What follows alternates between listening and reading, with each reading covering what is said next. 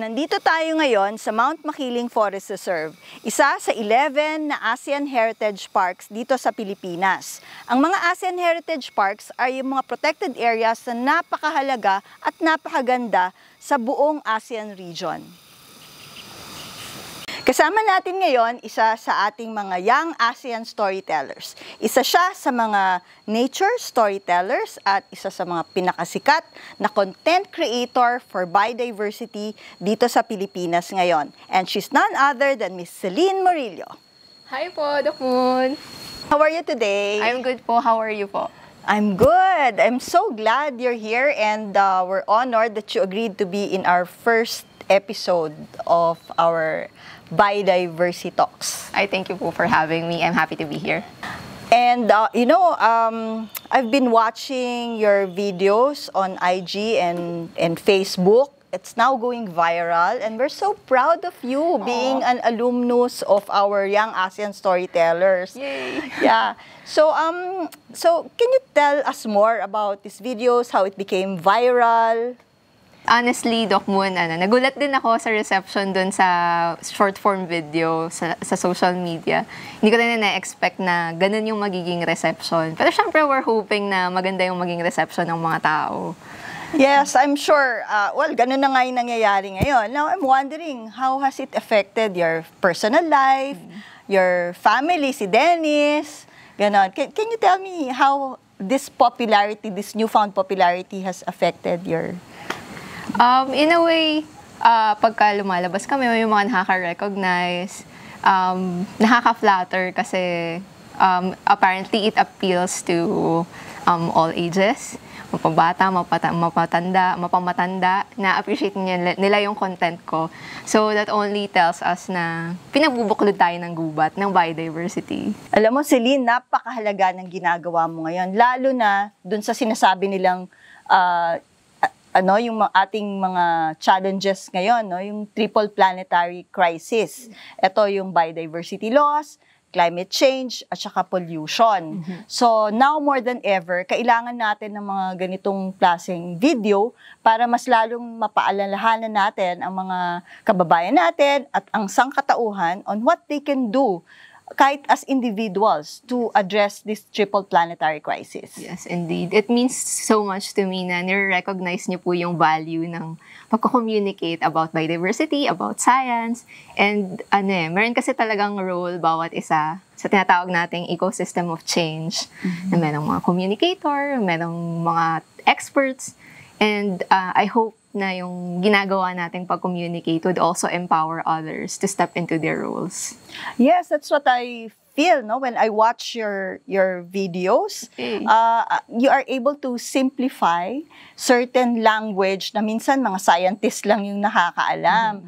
So, magandang paraan to para mas marami pang mga tao ang makakaintindi tungkol sa gubat, ano yung role ng gubat sa climate change, yes. at anong pwede nilang gawin para ma-addressin pati pollution, anong interlinkage o anong pagkakaugnay-ugnay ng mga crisis na to at saka sa ating survival. Indeed, yes. Anong inspiration mo sa paggawa ng iyong mga videos at saka ano rin yung mga challenges na hinarap mo bago naging viral yung iyong mga videos? Iyon.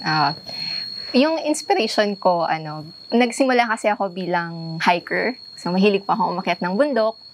Tapos, sobra akong na-expose sa ganda ng natural world. Parang yung instinct is to do something to protect it.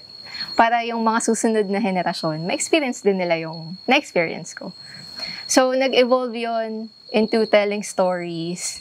Nagsimula ako mga 2015. So, yung sinasabi nila na bigla kang sumikat, bigla kang nag-viral, hindi po yun totoo kasi matagal ko na itong ginagawa and iba-iba lang yung form, iba-iba lang yung platform. And ngayon nga na halos lahat ng tao nasa social media, I decided na mag-adapt para mas maraming makasama sa advocacy natin. Right. Oo. Doon naman po sa challenges, siguro yung matagal kasing hindi na-communicate.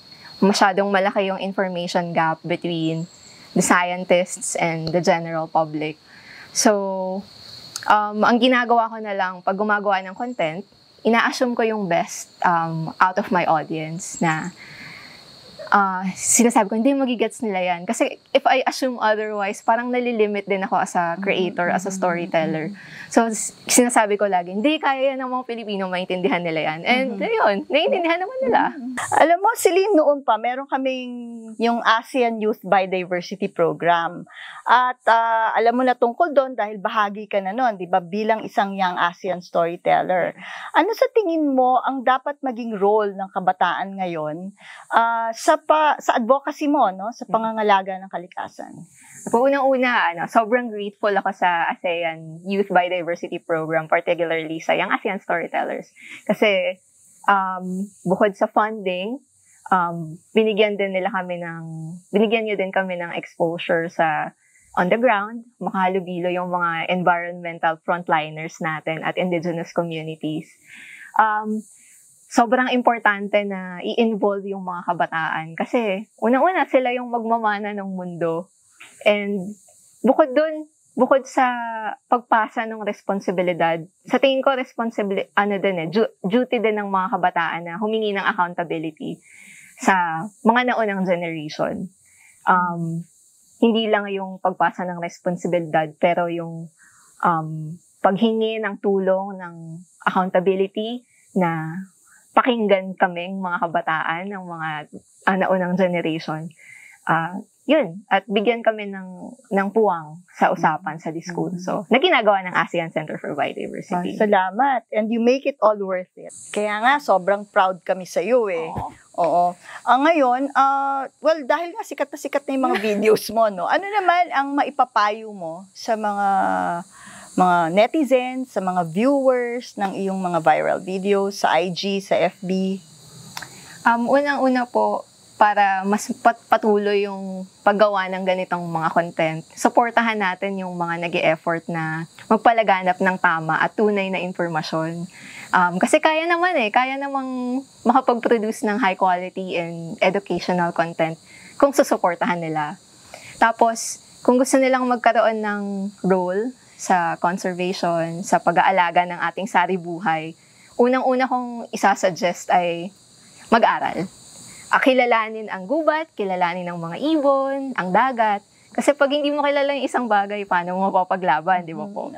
Right. Yun. Kaya pag itong ginagawa natin na paggawa ng mga videos, isang paraan para mapakilala ulit kung ano yung meron tayo. At sana maging daan para sa mas malaking role na pwede nilang gampanan. Yun yung maipapayo ko. So, with all these successes, at saka yung exposure na nakukuha na ngayon ng biodiversity through your efforts, ano na yung next steps mo? Kayo ni Dennis? Kami po ni Dennis, nung asawa ko, nakasama ko nagpo-produce nitong mga content. Ang pinakapangarap talaga namin is ma-integrate sa curriculum yung pagtuturo tungkol sa sari-buhay at sa local biodiversity, particularly sa local biodiversity. Kasi meron naman, pero ang tinuturo, hindi native.